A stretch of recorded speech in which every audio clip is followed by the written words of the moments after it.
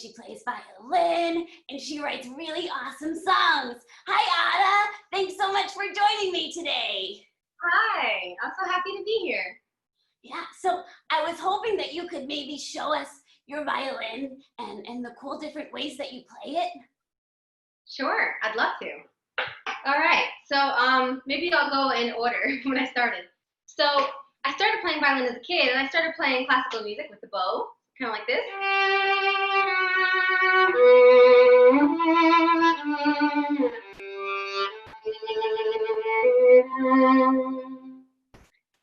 And then some time went by, and I started writing songs, and I started playing the violin like this.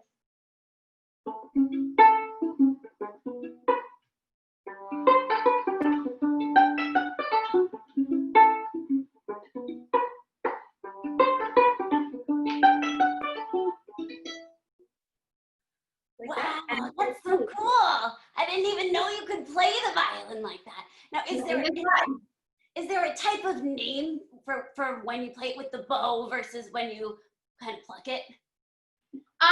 Well, the bow is called arco when you play with the bow, and when you play with your fingers, it's called pizzicato. Oh, arco and pizzicato. Yes, or strumming. Awesome. Okay, so what inspired you? So when you started writing your songs, what inspired you to play your violin like that? It kind of just happened. I was at Berklee College of Music in Boston, and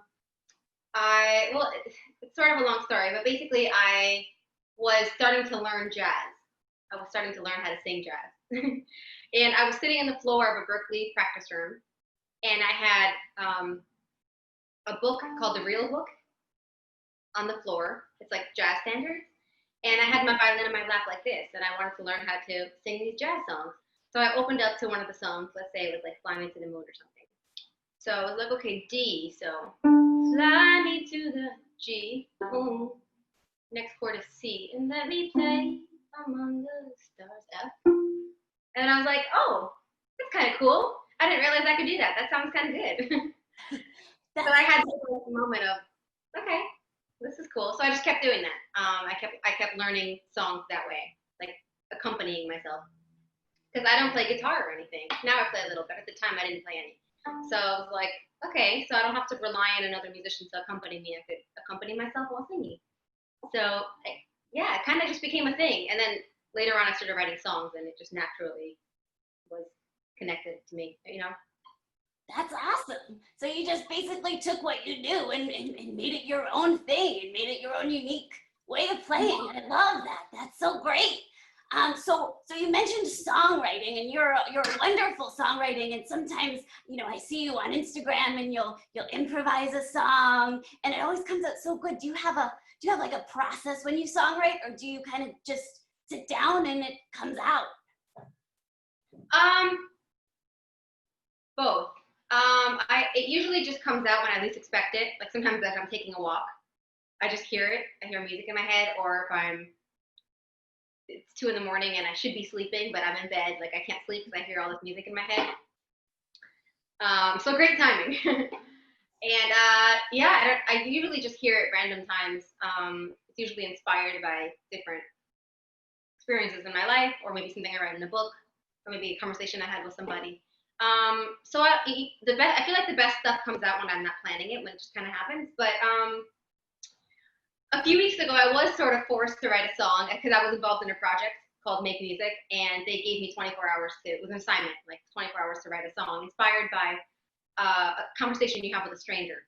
So it was this really cool thing where I met a stranger over Zoom in the morning, and we had a 40-minute conversation, and I had that afternoon to write a song inspired by that conversation. And I wrote the song, and it came out pretty cool. But it was scary. It was like, oh my God, am I gonna get this done? You know? Yeah, that's not a lot of time to write a song. That's so cool. Yeah. So. Yeah. Do you do projects like that a lot? Not particularly. It was my first time doing something like that. It's really, really cool. Yeah, that's really neat. So is there somewhere where we can hear that song? Is it up anywhere? It's gonna be out. It's definitely gonna be out. I don't know when yet, but Make Music is gonna release it through their YouTube and stuff like that, and I'm gonna share it as well. So near future, it'll be out. Yes, I'm planning on releasing a lot of music in the near future. Awesome. So I'll just have everybody make sure they follow you on Facebook and Instagram then. That'd be great. Yeah, Facebook, Instagram, Spotify. And my website is adapasternak.com where they can join my mailing list to stay updated. Excellent. All right. Now, in some of your videos, I've also seen you do something called beatboxing. Can you explain what that is? I'm not sure if all of my friends know what that is, and how you came to decide to add that into your music too. Sure. Well, I really love rhythm because rhythm is such an important element of music, as we all know. And this is kind of funny, but I was hanging out with my friend Henley, who's a drummer. He went to Berkeley as well. And I remember him beatboxing. He wasn't like a great beatboxer, but he was just doing this like cool stuff with his mouth, like a mouth percussion. I was like, how do you do that? It seems so hard. Like, how do you do that? And he taught me the 3 steps. He said, practice these 3 steps and you're going to get it. So the first step is, and then the second step is, and so it's, that's what he taught me. So I was like, okay, I'll practice that. So I remember he left and I was walking my dog and I was just practicing it slowly. Like,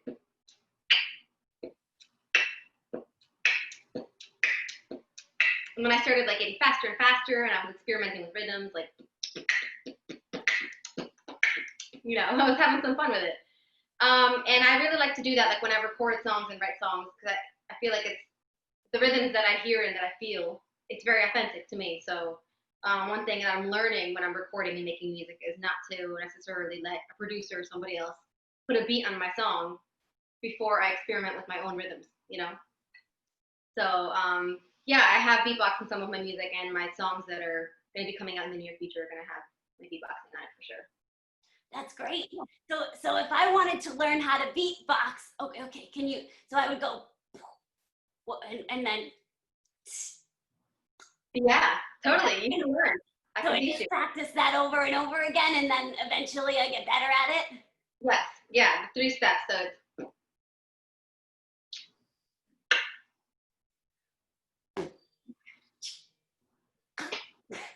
Nailed it. Nailed it. You got it. Awesome. I'm going to be practicing that. Okay. So thank you so much for taking the time to talk to me. Is there anything else you want to show us or share with us? I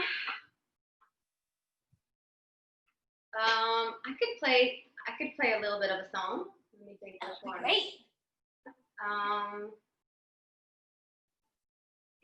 Okay, I'll do a chorus of one of my songs. Okay. I'm perfectly imperfect. I'm perfectly imperfect. And now I know I'm worth it. 'Cause I'm perfectly imperfect. I'm perfectly imperfect.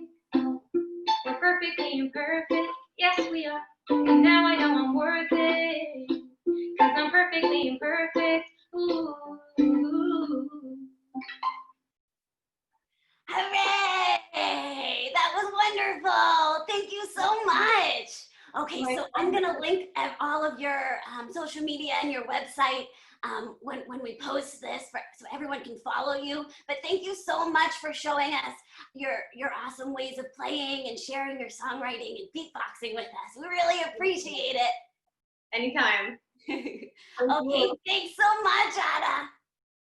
Have a great day. You too.